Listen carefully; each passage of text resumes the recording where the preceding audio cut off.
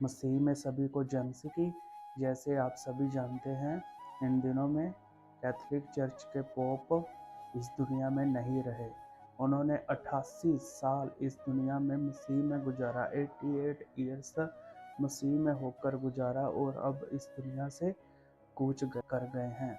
यह दुख की बात हो सकती है उनके लिए, उनके परिवार के लिए, क्रिश्चियनिटी के लिए, लेकिन प्रभु का वचन क्या कहता है? आइए मैं प्रभु के वचन में से आपको इनकरेज करना चाहता हूँ इस बाइबल वर्स के साथ।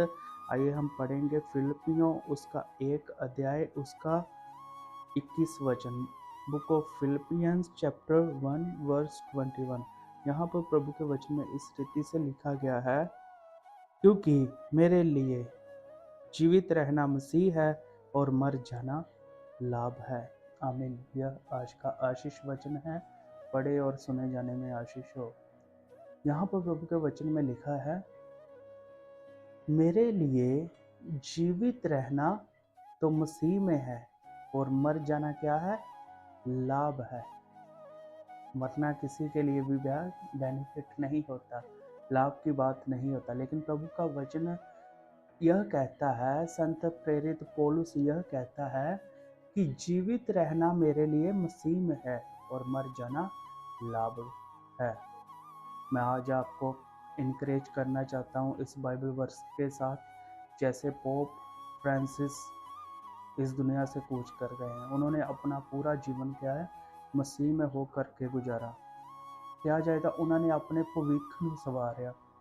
ਅੱਜ ਸਾਨੂੰ भी लोड़ है अपने भविष्य ਨੂੰ सवारने की। आज हमें भी ज़रूरत है अपने भविष्य को संवारने की। उनके लिए यह वचन नहीं है, वो तो इस दुनिया से चले गए, वो तो पिता के पास चले गए। बात हमारे लिए है। अगर आज आप मसीह में नहीं हो तो मसीह को उद्धारकर्ता ग्रहण कीजिए, क्योंकि वचन कहता है मरना हमारे लिए लाभ हो जाता है अगर हमने मसीह को अपने जीवन में उद्धारकर्ता ग्रहण किया होता है। तो लोग कह देते हैं स्वर्ग नरक यहीं पर है, सब कुछ यहीं पर है। वो लोग कहते हैं जो अपने कामों को सुधारना नहीं चाहते, जो अपने जीवन को सुधारना नहीं चाहते, जो नेकी नहीं करना चाहते, जो भलाई के कार्य नहीं करना चाहते। लेकिन याद रखिए, यह हमारा जीवन जो 40 वर्ष का, 100 वर्ष का, 60 वर्ष का हो सकता है, लेकिन इसके बाद वाला एक जीवन है जो हमारे कामों के अनुसार क्या है? हमें मिलेगा। चाहे हम अपने जीवन को सुधारें, हम भलाई के काम करें, नेकी के काम करें, दूसरों से प्रेम करें, दूसरों की केयर करें, दूसरों के ऊपर भरोसा रखें, दूसरों के साथ अच्छा व्यवहार करें। बात यह है, और जो ऐसे करता है, मसीह में होकर चलता है, तो वचन कहता है उसके लिए क्या है? मरना भी क्या है? लाभ की बात है। Praise God. इसलिए क्या है, इस परिस्थिति में आपको दुख करने की ज़रूरत नहीं है। आपको क्या है? आनंद के साथ क्या है? परमेश्वर की हजूरी में क्या है? आना है। आनंद के साथ परमेश्वर के बीच में बढ़ना है। आनंद के साथ आपको परमेश्वर में बने रहना है।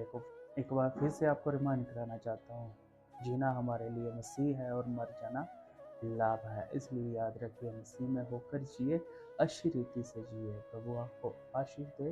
God bless you all.